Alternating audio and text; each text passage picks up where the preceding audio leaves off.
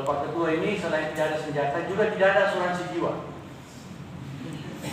Jaga diri Pak Ketua, KPU, Bawaslu, Takalar dan seluruh jajaran. Kita bekerja, ya. Kadang-kadang jiwa kita terancam, ya. Perasaan juga sudah pastilah. Ya. Mau siapkan janji cadangan kalau copot pasal yang satu. Karena kelihatannya ada indeks kerawanan Bawaslu sudah menyampaikan di depan kita akan ada ombak yang sangat besar. Ya. Tidak apa-apa, memang harus begitu. Antisipasi yang baik bisa mengurangi risiko. Ya, seperti yang Pak Ketua KPU bilang, pencegahan yang baik bisa mengurangi risiko. Jadi tidak ada asuransi jiwa. Semoga kita husnul khotimah, menyelesaikan tugas dengan baik, tidak ada apa-apa terjadi, ya, pemilu sukses, teman-teman juga selamat menyelesaikan tugas dengan baik. Next. Ini paling tidak kita semua ada di sini. Ya, yang pertama di DPR dan pemerintah. Hari ini KPU dan DPR lagi menyusun PKPU Pak Ketua, ya. Saya dapat informasi mengenai menindaklanjuti putusan MK. Putusan MK bisa tidak 40 tahun, yang penting pernah atau saat ini menjadi kepala daerah. Nah, itu putusan. Itu lagi mau dibahas. Jadi putusan MK itu dalam Undang-Undang Dasar disebut final dan mengikat. Tidak bisa lagi diuji itu, tidak bisa ditantang lagi, tidak bisa dikoreksi lagi putusan MK. Ya, sifatnya itu final mengikat. Nah, putusan MK itu harus diterjemahkan teknis oleh KPU. Kalau diberlakukan KPU yang lama, usia minimal 40 tahun.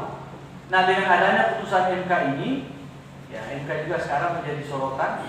Nah, ada yang mempresetkan MK Mahkamah Keluarga, ya. Ya, tidak tahu dari mana gitu ya.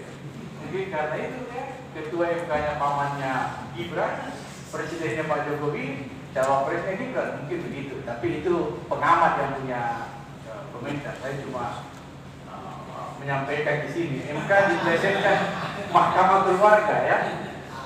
Ya, saya kan pernah di Mahkamah Kehormatan Penyelenggara Pemilu, ya, Dewan Etik. Kalau di DKPP itu, kalau ada perkara yang itu berkaitan dengan kepentingan atau daerah kita, maka kita tidak memeriksa. Itu peraturan etiknya anggota Dewan Kehormatan. Saya baru lebih tahun selesai sebagai ketua DKPP. Ada kode etik di Dewan Kehormatan. Kalau perkara yang mengajukan KPU Bawaslu, hakim etik DKPP itu ada potensi konflik kepentingan. Misalnya, yang diajukan adalah penyelenggara pemilu di Sulsel, maka saya sebagai ketua DKPP tidak bisa memeriksa perkara itu. Karena saya punya kampung Sulsel. Pokoknya semua orang Sulsel, anggota KPU Bawaslu yang diadukan, maka saya tidak bisa memeriksa anggota KPU Bawaslu yang diadukan. Saya tidak ikut memeriksa. Itu cara menjaga, ya. Nah, ini kita lihat.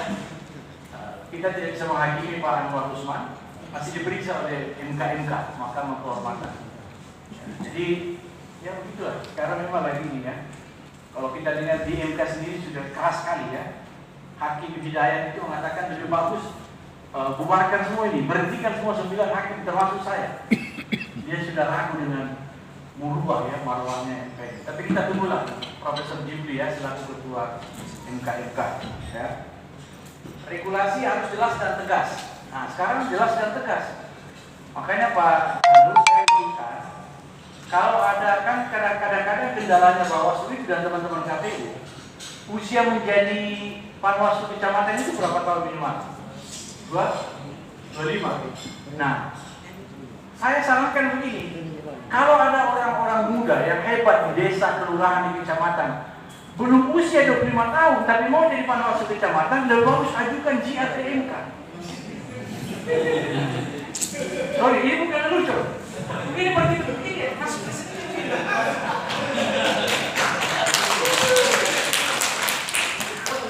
Kalau ada kita punya putra putri, kita lihat potensinya bagus, nalarnya bagus, analisanya bagus.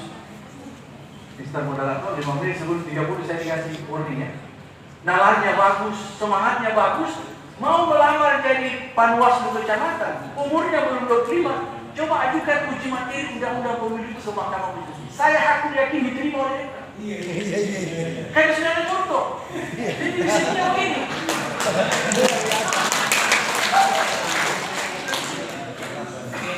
Di sini saya berpikir keras, setelah putusan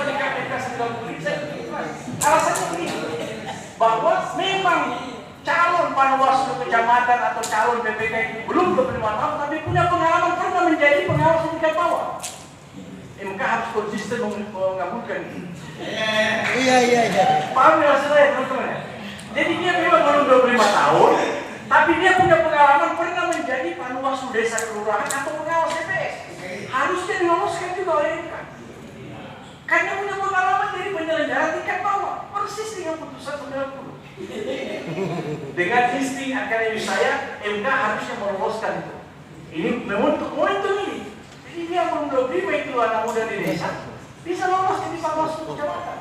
Ya, dengan putusan 90. Coba aja. Ini bukan coba-coba ini, tapi sudah ada jurisdiksi. Dia belum 40 tapi punya pengalaman jadi kepala daerah, pernah atau saat ini menjadi kepala daerah. Serta pemilu yang taat aturan. Di sini tidak ada peserta pemilu, ya. Kita bagian daripada upaya mensukseskan pemilu, tapi tugas kita